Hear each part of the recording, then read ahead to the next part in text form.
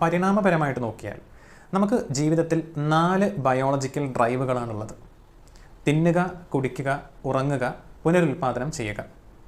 ഇതിൽ തിന്നുക, കുടിക്കുക, പുനരുൽപാദനം ചെയ്യുക, ഈ 3 ഡ്രൈവുകളുടെ പർപ്പസ് എന്താണ് എന്ന് നമുക്ക് നന്നായിട്ട് അറിയാം. എന്നാൽ ഉറക്കം എന്ന ബയോളജിക്കൽ ഡ്രൈവിൻ്റെ പർപ്പസ് എന്താണ് എന്ന് നമുക്കറിയില്ല. ഉറക്കം കാരണം നമ്മുടെ ശരീരത്തിനുണ്ടാകുന്ന ഗുണങ്ങൾ എന്തൊക്കെയാണ് എന്ന് നമുക്കറിയാം.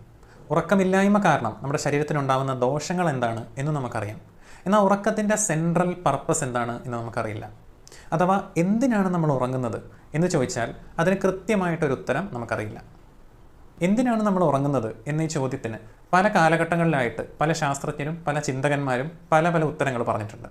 എനർജി കൺസർവേഷന് വേണ്ടി, അഥവാ ഊർജം സംരക്ഷിക്കാൻ വേണ്ടി, മനുഷ്യൻ്റെ അടിച്ചമർത്തപ്പെട്ട ആഗ്രഹങ്ങൾ നിറവേറ്റപ്പെടാനുള്ള അബോധാവസ്ഥ എന്ന് സൈക്കോ അനാലിറ്റിക്കലി പറഞ്ഞവരും ഉണ്ട്.